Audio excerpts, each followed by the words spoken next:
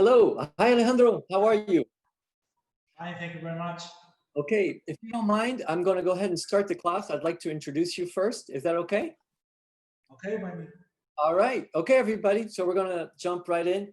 Ready? I think there are two people waiting in the... Oh, two people waiting in the room.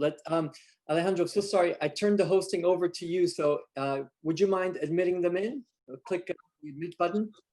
I'm going to go ahead and introduce myself while you do that, Alejandro. So everybody, I'm Bertie DeQuay, founder of Sommtable. Thank you for joining us today. We are here for a very interesting topic, perhaps my favorite topic, alongside wine, of course, and alongside perhaps some spirits, but it's chocolate. So chocolate has a lot of similarities to wine. It has polyphenols, it has antioxidants, it has flavonols. But I don't know if you know, but chocolate and wine also have other characteristics like wine. It has sugars, just like wine. It goes through a fermentation process, just like wines. It has notes and terroirs, just like wine. So of course, chocolate has a place on your table. I feel that a lot of us don't give it enough credibility sometimes because it is part of our greatest delight. I speak for myself, but I think that chocolate is probably one of the most incredible things in the world. And today I'm introducing somebody who is living my ultimate dream. Alejandro actually owns a chocolate factory. I've always wanted to own one. I think that would be perhaps heaven for me. I would never leave, I can guarantee you. So I'm very proud to introduce Alejandro Campos. He is one of the most influential voices in the chocolate industry. He is a member of the Guild of Fine Chocolate, a judge of the International Chocolate Awards and the Academy of Chocolate Awards. Alejandro is also the co-owner of Walter Chocolates in Tabasco, Mexico, and we have the greatest pleasure in welcoming Alejandro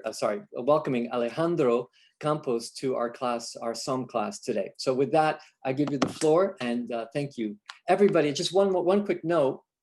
If you have questions, feel free to put them on the chat or else at the very end, we'll go ahead and open up the mics where you can ask questions, and I'm sure that Mr. Campos will be more than willing to answer them. So with that said, the floor is yours. Thank you very much, Bertie. Hi, I am Alejandro Campos. Well, my English is not the best, sorry. I will try to do my best. So, thank you for being here with us. I will share you a presentation before we taste the chocolate. Please do not eat your chocolate before the tasting.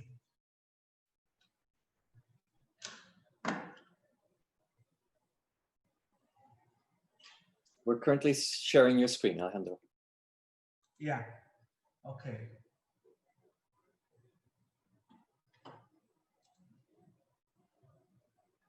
Okay, you see the presentation? Yes, sir. Yes, we do.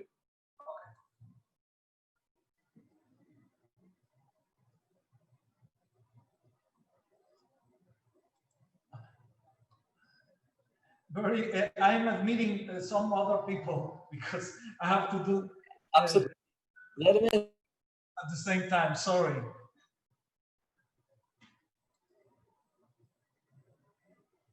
Okay. I'm the CEO of the Chocolates Walter in Tabasco, Mexico. Okay. The cacao occupies a special place in the history of Mexico, as you know. We have the cacao beans since the Olmeca civilization, through the Mayan civilization, through the Aztec civilization. Then the Spanish came and they took the chocolate to Europe. Then the chocolate was one of the most precious gifts that Mexico has given to the world. And well, here in Tabasco, Tabasco is a little state in the south of Mexico. It's not only the sauce that you know of Louisiana. It's a little state. I will show you a map after in another display. But here in Tabasco, we produce almost the 70% of the Mexican cacao grows here in Tabasco. Chocolates Water took on the challenge of making a chocolate up to the level of the finest chocolate makers in Europe, because what we do here in Mexico is a Mexican style chocolate. I will explain what's the difference between the Mexican style chocolate and the European bar. Okay, we are trying to make our farm be in accordance with our commitment to preserve original recipes. Sorry, and we have a tourist tour too in our cacao farm, and well, you're also invited. Okay, first of all, cacao pods grow on the tree trunk. I don't know if you know that, but the cacao pods are besides me. I don't know if you see that. Then I will explain, first of all, the chocolate process. This is a class that we are explaining all the chocolate process in a simple way to understand how we can reach to a fine chocolate. Okay. What you see in this photograph are the cacao beans that are covered with sweet and sour pulp. The taste of this pulp is like guayaba, guava, soursop, peach, banana, pineapple. Sometimes it's spicy and it has a lot of taste like a tropical fruit, like the way it is. It is a tropical fruit. So these kind of flavors, sometimes you can take these flavors from here to the chocolate bar, but there are flavors that are very different from chocolate. So if you don't, if you haven't tasted this pulp, really please, when you have the opportunity, the chance, taste this pulp. It's very different from a chocolate. Then when you break the pot, you remove the cacao beans. We are removing the cacao beans and putting them into a sacks in the cacao plantation. This is the breaking zone, and then we carry the sacks. They weigh around 80 pounds or 100 pounds, more or less, and then we put them this is a tree. This is a very large tree that this was a tree that that we made some like a canoe, and we made the fermentation here. We put the banana leaves and then the sacks to keep the worm, to keep the fermentation by 48 hours. After that, we begin with the measures with the pH, the acidity of the pulp, and the acidity of the grain and the mass. And we take measures also of the humidity in the weather, in the ambience, and we remove the cacao beans every 24 hours. After 48 hours, we began to remove the cacao beans every 24 hours to make the fermentation process work.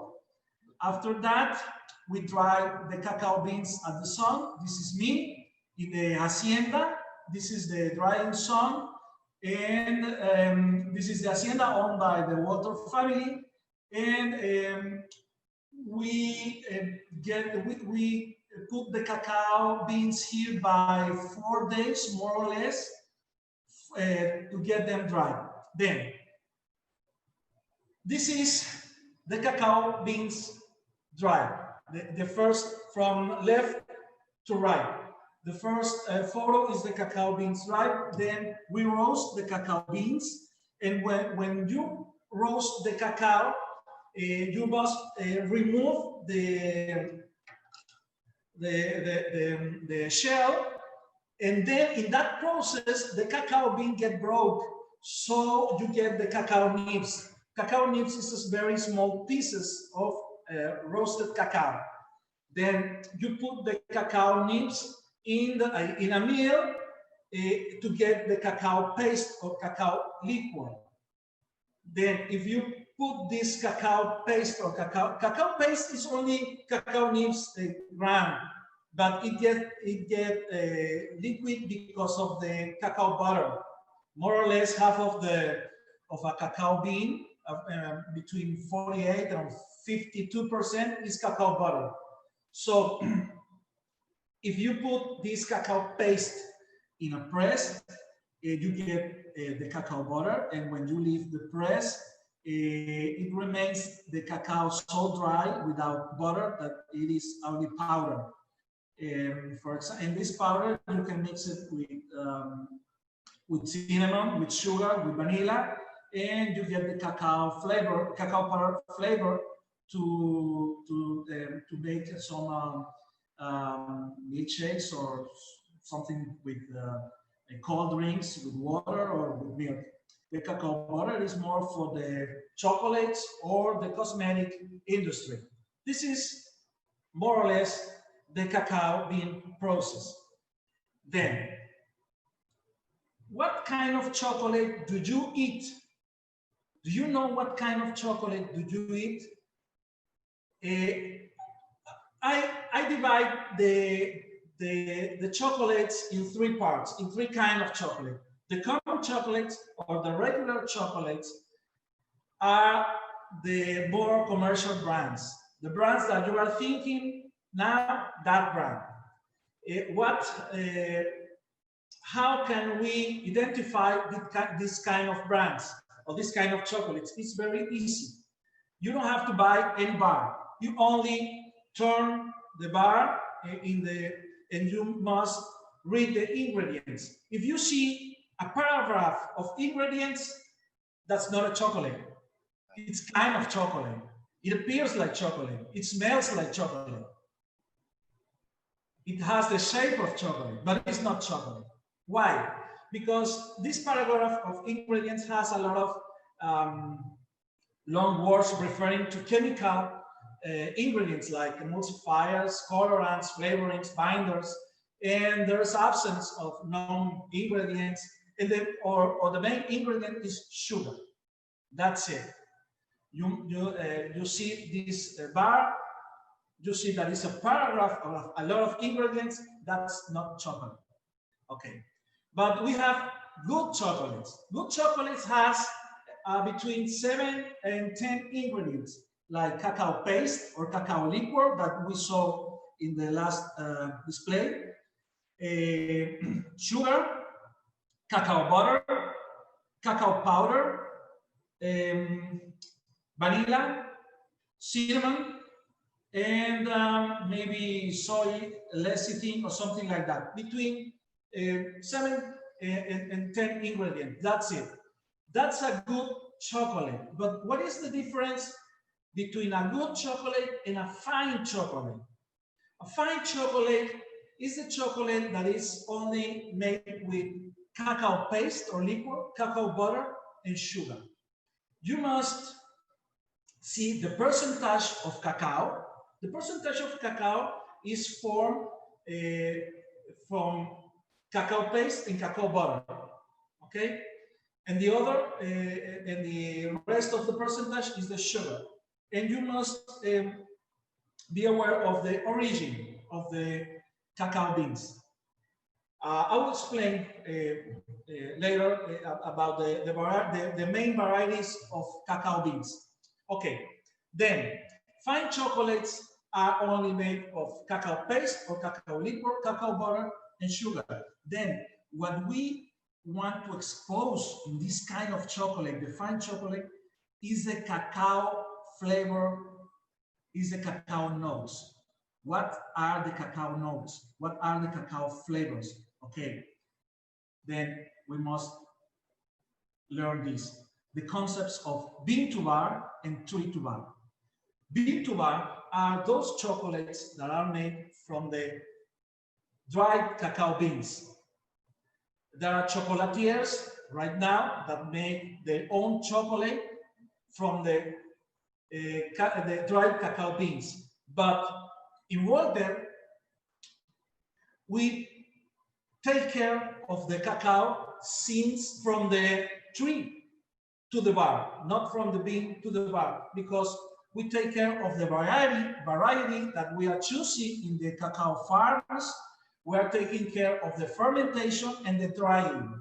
Okay, these three steps are before the bean to bar. So you can ask a chocolatier if he works with bean to bar chocolates or tree to bar chocolate. These are real chocolates. These are chocolates that are made with real cacao. Okay. Then, if what we want is to expose the cacao flavors, the cacao notes, so we must choose a very good cacao pot, a very good cacao variety, a very good fine aroma cacao beans. So when we start this in 2014, we start to search this kind of cacaos here in Tabasco, and we found around 20 varieties, different varieties of cacaos that had the potential of being fine cacao beans. Then we choose some cacao plantations, including ours in the Hacienda La Luz, and we started to make chocolate. Okay, now I'm going to explain you three concepts about a good chocolate, a fine chocolate. Okay, remember when I said that the cacao nibs, you put the cacao nibs in a mill and then you ground these cacao beans. Okay, first of all, 1,000 microns is 1/25 inches, 1 millimeter, like this. Okay, when we ground the cacao beans in a mill, we got between 400 and 500 microns. This means half of millimeter. Okay. Then, if we refine this, this is the cacao paste. But if we refine the cacao paste and we mix with sugar, we can get 200 microns. This is the Mexican style chocolate.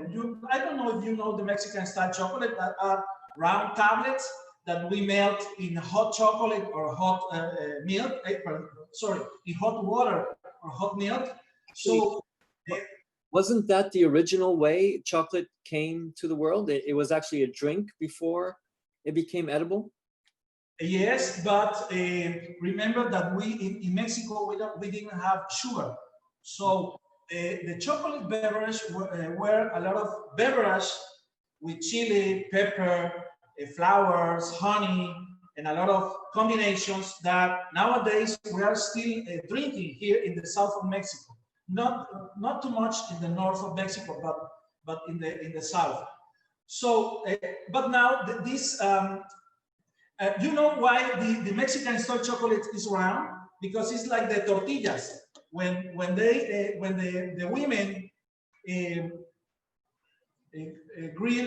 put the cacao nibs in the metate, like with the stone, they get a paste. Then they mix this paste with a lot of ingredients and make this kind of movement in the hands, and then like a tortilla, and it was round. So the Mexican style chocolate that's the reason it's round, the tablets. So, but we don't care too much about the grain size, because you melt the chocolate. So you don't care too much if it is too grainy or not. But for the chocolate bars, for the European bars, it is important So you keep on refining the chocolate and then you get 100 microns only. This is a thick chocolate. You can feel this chocolate heavy in your mouth. It is not so fine. And then finally, you can refine more this chocolate to get only between 20 and 25 microns. This make your chocolate creamy chocolate. So it's the microns are so tiny that you can it melts very easy in your mouth. So the chocolate is very creamy. This is one concept that you must learn and you must qualify from a common chocolate or a very good chocolate. Another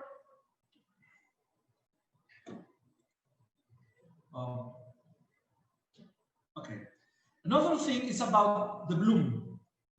The bloom. You remember I told you that we must mix the cacao paste and cacao butter and sugar. If you don't temper the chocolate, the cacao butter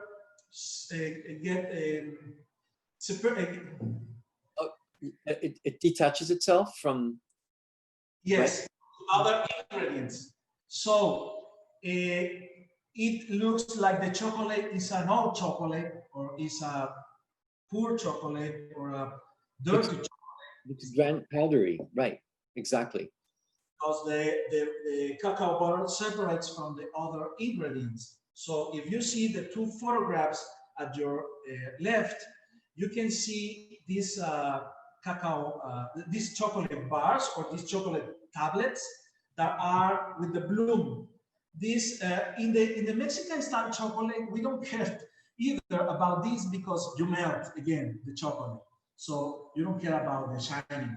But in the other photograph at your right, this is a European bar with this shining cacao butter because they care too much about the shape, how you look this bar, and then we must temper the chocolate to align the crystals of the cacao butter to get this shining. Okay, this is very important to the fine bars that are shining. Okay, yeah. And So, this is the last concept. Yes. So a question about those crystals came up. So there's different types of crystals, right? When you're looking for that perfection in that gloss that you're looking for, is that right? Yes. Yes. So you must make a temperature shock between from 45 to 31 degrees Celsius degrees. There are tempering machines that make this shock, because this shock align the crystals of the cacao butter to make this shine happen. See, and the cacao butter melts at 33 degrees Celsius degrees, so it is like 0 degrees Fahrenheit, more or less. So for the shipping, it's very difficult, it's very hard to maintain the chocolate bar in one piece because it melts. So here in Mexico. So there are a lot of chocolates made with another butter, not cacao butter. That's the main reason that they remove the cacao butter from the chocolates. And this is the beginning of the regular or common chocolates, but that's another concept. Well, here in the first photo, the one with the berries, you see a white chocolate. This photo in the middle of the display is the cacao butter. It's the same photo that I showed some displays before. The cacao butter is not white. If you see a very white chocolate, it's not chocolate. It's a chemical chocolate. No. There is no white chocolate like this. The chocolate is like the second photograph in the left. This is a cacao butter chocolate with the color of cacao butter and milk powder. I see. And in Voltaire, we have white chocolate that we burn. We burn because we wanted to make the caramelized flavor with the sugar burn and with the milk also burn. So this is a white chocolate darker than the other white chocolates. Okay, this chocolate won the gold medal in the International Chocolate Awards last year as the very best white chocolate in the world because of the flavor and the process. So you can see the different colors of a white chocolate. Please, if you see a very white chocolate, do not buy, do not taste it. That's not a chocolate. Okay. Okay, so with these concepts, we began to enter these competitions in the International Chocolate Awards. That is the biggest competition of fine chocolate in the world. And right now we have 54 international awards, and we are the most awarded Mexican chocolate factory in the world. So we have a lot of work with these cacao pods, with this cacao process, with this cacao beans, and with the chocolate process. We have a lot of work with this, but we have the advantage that we are in the middle of our of the cacao plantations in Mexico. So now we're going to taste your chocolate. Be ready. Be ready. Okay. I'm kind of greedy. I told you I like chocolate, so I had to get something that was the size of what I would typically eat per day. You're probably going to ask me what's in it, and that's a good question. I've got. I will give another class, but not to explain the chocolate process, but only to make a chocolate taste, a chocolate pairing. Gotcha. With wine, with tequila, with mezcal, with beer. So you would actually pair chocolate with tequila, right, Alejandro? Yes. You would? Right now, okay. First of all, what is a tasting? Tasting is to be aware of food to make tasting an experience. The most of the times that we are eating something, we are seeing the cell phone, or we are watching the TV, or we are talking with another person, and we are not so aware of the food that we are eating. So please do not answer your phone, do not watch the TV, do not speak with anybody. Please see your chocolate and be aware of your chocolate. Pay attention to your chocolate. Read the ingredients that you have. I don't know what chocolate bar you have, but you can read the ingredients so you have more or less the flavor that you are going to taste. Number two, use all your senses, not only your mouth, but your nose, your hands, your ears, okay? To touch, to feel the food, the chocolate that you are going to eat. Number three, everyone has their own experience, so there are no right or wrong answers. Not everyone is a professional taster, not everyone is a chocolate lover, not everyone has the same experience. So this is a personal experience. Everyone has its personal, their personal experience. So how are we going to do this? Okay, this is, I have two levels in I have two courses in the International Institute of Chocolate and Cacao Tasting in London, in England. and they have this chocolate and cacao flavor profile map. You can see there the notes of the cacao, not of the chocolate, but the cacao.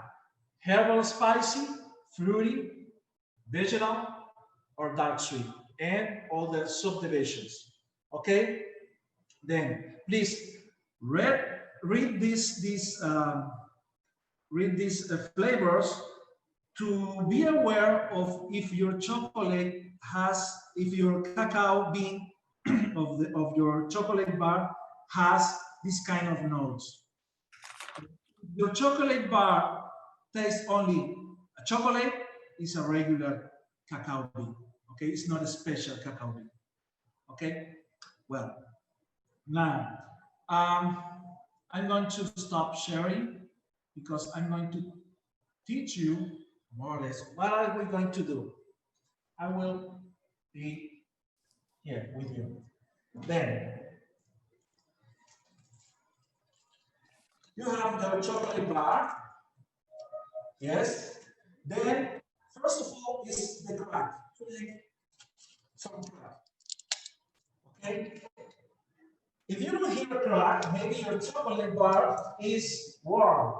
So it's your chocolate bar must be between 60 and 70 Fahrenheit, more or less. Not too cold, not too warm. Okay?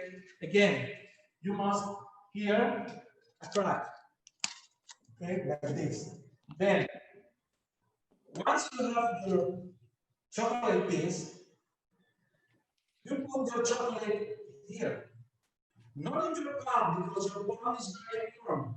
So, remember, I told you that the cacao bar melts at 0 Fahrenheit. So, you put the chocolate your chocolate piece here. Then you can see, if you put there, you can see the shining with the light. Do you see? Yeah. Okay, this is one thing. This is the cacao butter shining. Number two, you must see that your chocolate is with one color, only one color, not a bloom. Not two colors, okay? Like this. One color, okay? It's dark brown. Then, in this side, when you broke the cacao bar piece, you can see here the size of the grain. You see here it's a plain ball. There is no grain there. So if you see a plain ball, you can realize that this will be a creamy chocolate, not a grainy chocolate. Alejandro, I can't hear you very well. Okay. You're blocking the microphone a little bit. Could you repeat that last part again for us, please? Sorry. Yes. We saw. Okay. So this you must see there if you see the grain, then it's a grainy chocolate. If you see only a plain wall, it is a creamy chocolate. A plain wall, it means that the grain is so small that you don't see every grain. So it is a creamy chocolate. It's between 20 and 25 microns, as I explained before. If you see some points there, if you see some grain, it's a grainy chocolate. Maybe it's a thick chocolate or a grainy chocolate. This is another concept. Okay? It melts in your mouth more easily that way. Then you put your other hand like this and you smell. Okay? You smell it like chocolate?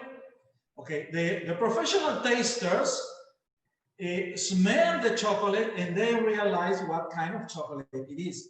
For example, in the final evaluation of the second level in this chocolate institute, we had to guess between 4 little glasses with chocolate milk, what was the origin of the cacao that was used to make this chocolate. 1, 2, 3, 4, and then to identify by the smell and by the flavor. Okay. Number 3, we use the here with the crack, the hand, the eyes, the nose, and then finally you put this little piece of chocolate in your palate. Not chew, please do not chew the chocolate. Only in your palate. With your tongue, you must melt the chocolate. What are we going to do here? Swallow the chocolate that I'll melt, and then you must exhale the air through your nose to feel the aftertasting. I don't know exactly what is your chocolate bar right now, but I'm trying this. This is a chocolate bar that is made with our own cacao beans. This is 80%. It's a strong chocolate, and the flavors here are wood, are tobacco, are earth, are coffee. Those are the after flavor notes of this cacao bean. Okay. Then this is a strong chocolate. This is the same chocolate. So to make the pairing, you put the chocolate again in the palate. You begin to melt the chocolate, and then when you get melt the chocolate, you can take a sip of your drink. In this case, it's tequila. Good idea. Who's drinking tequila tonight, and who's drinking wine and what? Tequila? Tequila? We got 3 tequilas. I should have brought tequila. Gigi, Diane, I see you're drinking tequila. Oh, wine. To make the combination in your mouth. Angela's drinking. Combination, then swallow the drink with the milk chocolate, and this is an experience. Of course, you must see what kind of chocolate it is and what kind of tequila it is to make a very good pairing. I have to be honest, I've never tried tequila and chocolate. That's going to be perhaps my biggest go-to thing to do now. I'm in love with tequila, so the pair would be absolutely fantastic. That's a good idea. Really good recommend. What kind of tequila do you drink? Just curious, Alejandro, since you are in a really great place for tequila. This is Don Julio. Oh, fantastic. Okay, remember that. Don Julio. Okay, good to know. What a beautiful bottle. Jeez, that's a custom. That is an incredible piece. 1942. Well, you don't get that every day, that's for sure. We have some fans of Don Julio there, I think. That's great. It's not so it's not so strong, so you can make this combination. Finally, I will show you where we are and who we are.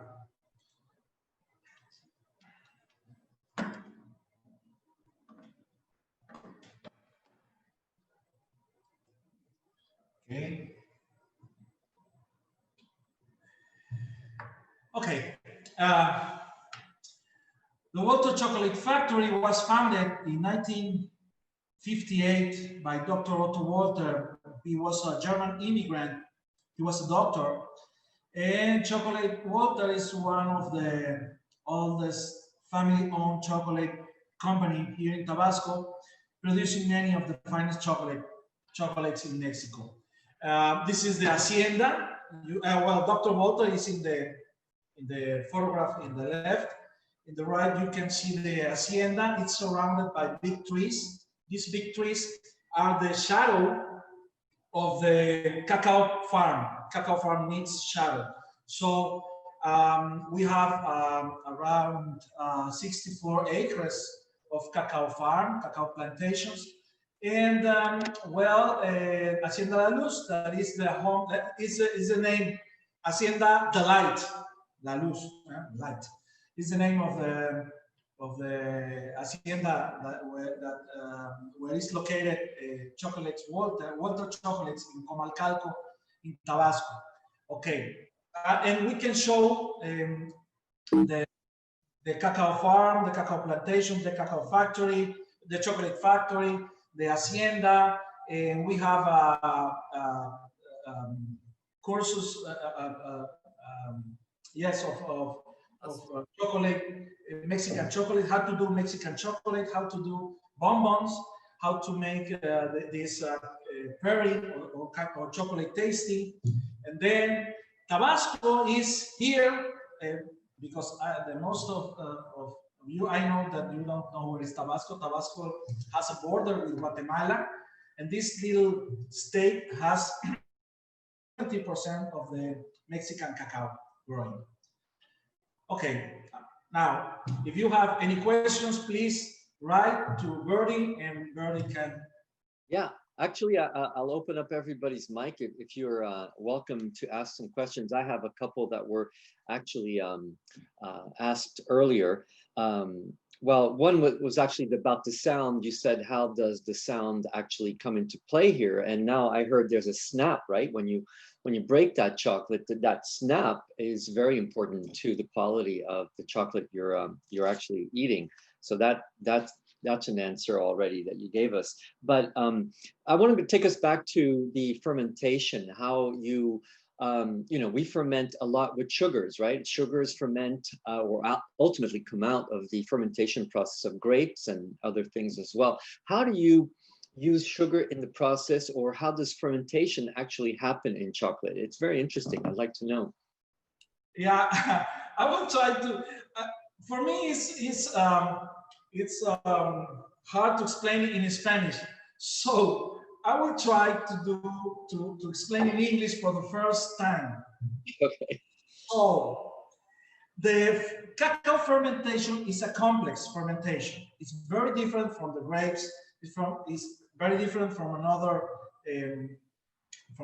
things. So first of all, you have the yeast, I think, and then for 48 hours, you get the cacao mass covered by banana leaves and Henneken sacks to keep the warm, to keep the heat. Interesting. So, by 2 days, you don't make anything. You don't remove the cacao mass to make this kind of fermentation happen. After 2 days, you have to measure the temperature of your mass and the acidity, and then you remove to make to get some oxygen to the cacao mass, and then the bacteria begin to work with the acidity. Yeah, breaking down that flesh around the bean, right? Correct. Interesting. Then the fermentation begin to raise the temperature until it stops. So every 24 hours you must remove to get some oxygen to the bacteria to do their work. And then when you make by 2 or 3 days remove, and then it stops, the temperature is at the same level, you must remove the cacao from there, because the fermentation process is stopped, and then you must put the cacao in the dryer to get to get this cacao dry. But this process is very, very, very important because you form the elements of the flavors there. If you don't do a very good fermentation, you don't get the elements of the flavor. So you cannot arrange, you cannot make a good chocolate if you don't have a good fermentation. You can roast it, you can make some formulas, you can make a lot of things, but if you don't have the elements, you cannot do anything. So it is very important. You make these elements in that process. In the roasting process, you combine these elements and you explode these elements. For example, if you have criollo cacao is it's a cacao from Mesoamerica. It's Mexico and Central America. It's a very fine cacao, but it's very soft. It's not a strong flavor. So if you make a strong roasting, you burn this cacao or you remove all the flavors. There are flavors like tropical fruits, like flowers, like herbs. So there are not strong flavors. Like the flavor I told you, as the woods, the coffee, the tobacco, they are strong flavors. So that's important of the fermentation. And Alejandro, you are the, you mentioned from tree to bar. I mean, you are the farmer, the chocolatier, the marketer. You're a one-man show. Basically, the factory is everything. You do all of these things. Yes, we only do one chocolate with our cacao. Because we have here in Tabasco, you know, I already told you, we have almost the 70% of the cacao, Mexican cacao here. So I have the opportunity, the chance to choose different varieties of cacao from different farms near to ours. So we have different flavors of chocolate with different varieties of cacao. Fantastic. I'm going to leave the floor open to questions. I know there's somebody who wants to ask Alejandro some questions. Before I do that, just real quick, I do want to thank somebody very special, Maria Caro. She was kind enough to actually produce this class or bring Alejandro to us. So I want to say cheers to Maria Caro. She was amazing. And I'll leave, yeah, cheers. Maria, cheers, Alejandro. Congratulations. Wonderful, wonderful speaker you. Yes, very good. Who's got some questions for us? Anybody? I'm wondering if like with like Mexican mole sauce, if there's any other like different chocolate combinations with either food or alcohol, something that like I wouldn't know. I don't know. You know, when we started to make this kind of chocolate, you know, right now the chefs are rock stars.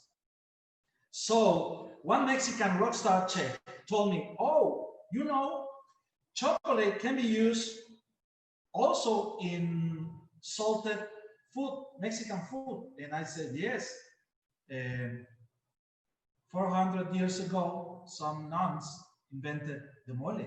So it's not really a new idea, but we invented the mole and that's it. We didn't do anything more. So right now there are a lot of Mexican chefs working with chocolate and cacao beans and cacao nibs to make a lot of not only desserts, not only desserts, because you imagine chocolate, it's equal to desserts. Not only desserts, but food with.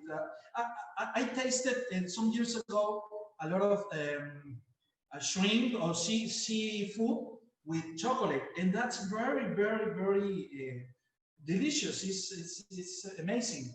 But Well, we are starting to. I'm not a chef, so I'm not. I don't know how to make these combinations. No, Always, I appreciate it. Thank you. Who else has some questions for Alejandro? Oh, there you go. You have to unmute yourself, Miss Diane, Gigi. You're on mute. You gotta unmute. Hello, I have a question. My question, can we eat the pulp of the fruit that is on the top of the cacao beans, the little white thing that you showed us before? Can we eat it like a normal fruit? Is it sweet? Good question. yeah. Can I hear? Ah, good question. Here in Tabasco, we use the pulp to make marmalade, to make ice cream, to make beverage. And now there's a company, a chocolate company, a big chocolate company, Barry Callebaut, that is trying to get sugar from this pulp. Here in Tabasco, we use this pulp to make some liquors too, and they're very, very, very, very delicious. Oh wow, that's incredible. So many different things can be derived from the chocolate fruit, the tree. Where else do chocolate trees grow? I mean, only Central America, or where else do we see them? The main producer is in Africa, Ghana and Cote d'Ivoire, or I see. is I don't know what's the name. Ivory Coast. In Ghana, they are I think the 60% of the cacao in the world is grown there. Interesting. Asia, Vietnam, Cambodia, India, maybe. South America, Colombia, Venezuela, Venezuela, like the tropical. Central America, also the Caribbean, and Mexico until Tabasco. Fantastic. The best, obviously, I would say Tabasco. The original launcher of chocolate, right? That's where chocolate really originated. Yeah, they say that the cacao beans are from the Amazonas. From there, but really the domestication of the cacao was in the Olmec era with this civilization. After the Olmecs were the Mayans. The Mayans invented a lot of beverage. Then the Aztecs made the cacao like gold, like the king's beverage, like the god beverage. And then the Spanish people take the cacao from America, from the continent, and from South America, Central America, and Mexico to Europe. And the Europeans invented the bars, and they add sugar and milk. Interesting.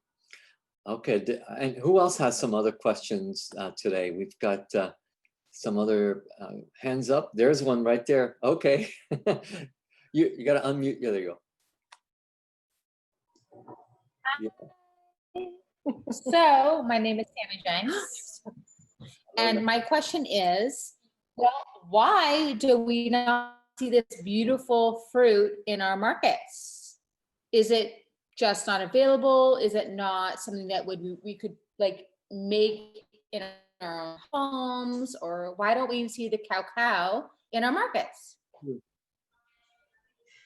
Well, I think that you prefer the chocolate, cacao, the cacao pods, but I don't know. That's a very good question because you know, I think in Peru they made some food from the cacao pod, not from the cacao bean, but the cacao pod. And I told you that after we roast the cacao beans, we remove the shell, and then there are people making some cacao tea with this shell. And there are a lot of people, as the question you made, making in the pulp. So really, I don't know why you don't have this fruit there in America. Very good question. It might be something to look into. Well, go ahead, Maria. Alejandro, I have a question. Can you explain us about the origin denomination of Tabasco? Because Tabasco have their own origin denomination, isn't it? Yes. Okay, so can you explain us that and how the terroir affects the bar at the end? Yes. Okay. We were working by 14 years to get cacao denomination. It's I don't know how to say in English. Here in Spanish. ¿Qué quieres decir? Denominación. Sí. Pero Origin denomination.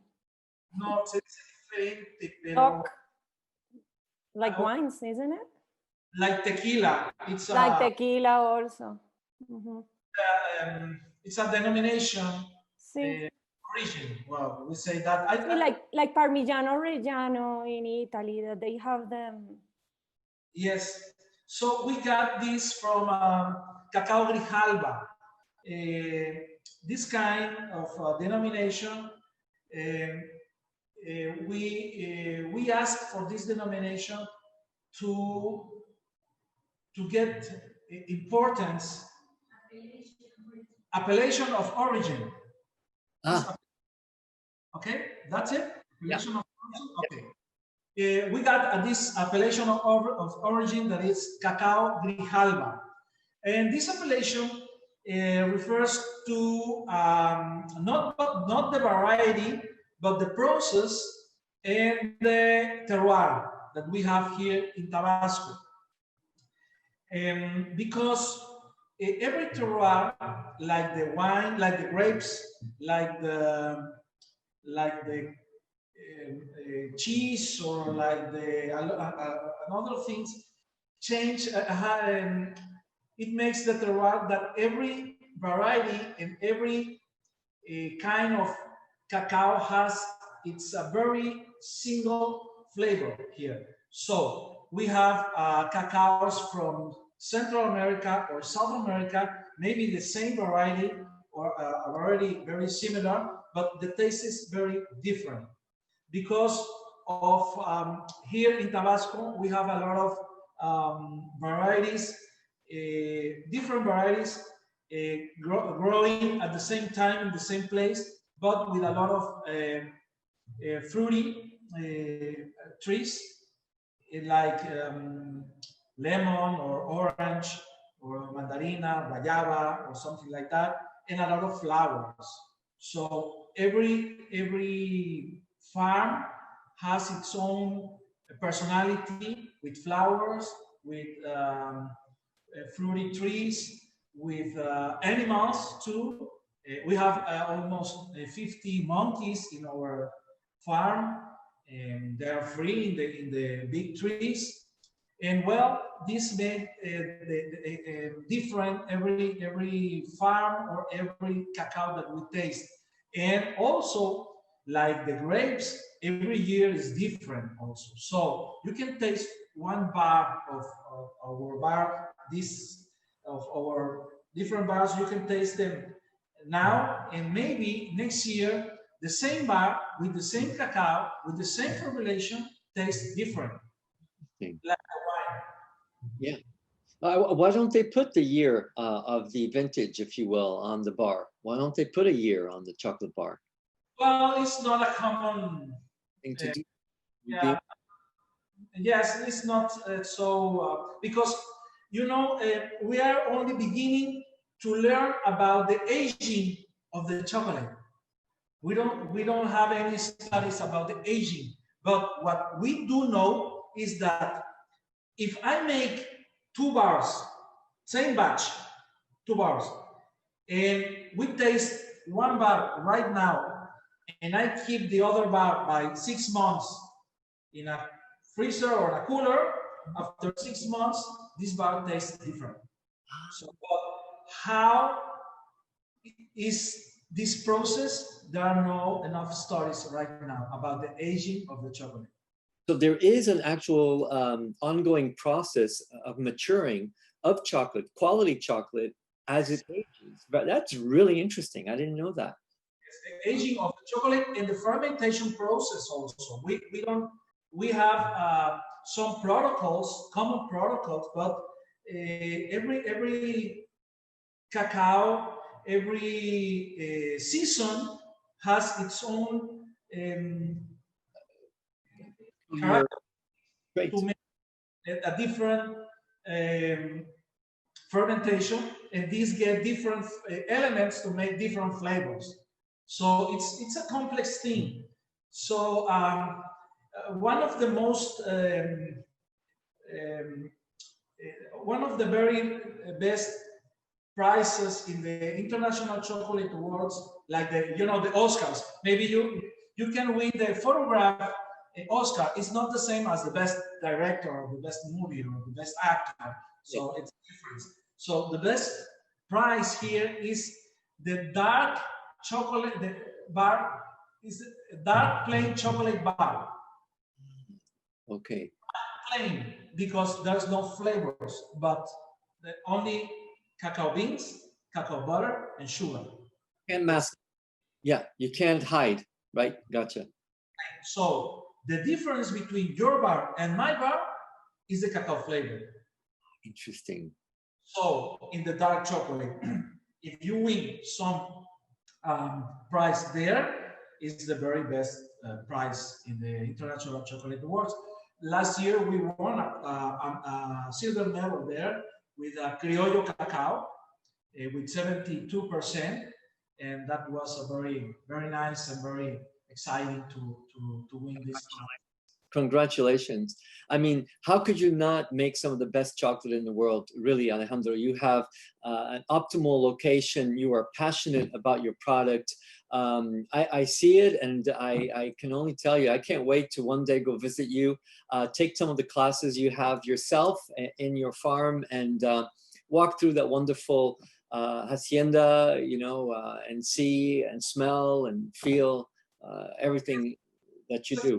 Very different experience to be here, to see the cacao, to see the cacao farm, to see the chocolate process, and to taste different chocolate bars with different cacaos, with different percentage, with different varieties. So you understand the importance of the cacao beans. I didn't know half of what I learned today myself. I'm sure a lot of us attending today also are really fascinated, especially with the aging process of chocolate. Wow, something that I definitely need to learn more about. Does anybody else have a question? We're right over an hour of Alejandro and his time, and I know it's late in certain hours of the world here. I see a couple people that are from outside the US. Hi, Philippe. So do you guys have any questions? Anybody? No? All right, so look, with that then, I have to give you, Alejandro, my sincere thank yous for your time, for being here with us today. Again, I appreciate everything you taught us today. I hope you come back. And congratulations on your award and on everything you do. We really are fascinated with your chocolate. Thank you. Sorry. Also, you can follow Alejandro in the social. He's on Instagram at Walter Script to the Floor Chocolates, in Facebook, Alejandro Campos Chocolates Walter, and of course the webpage, walterchocolates.com. Yes. Thank you. Hacienda La Luz, you can, if you want to visit us, you can write haciendalaluz.com, and we can do a lot of things with the chocolate here. I will take a picture of you because I'm very excited to having you here. Well, we're for you. I want to go to visit you pretty soon, Alejandro. Oh, sure. We'll be waiting for you here. Thank you so much. Thank you. Salud. Salud. Cheers. Santé. Gracias. Gracias. Thank you. Au revoir. Merci.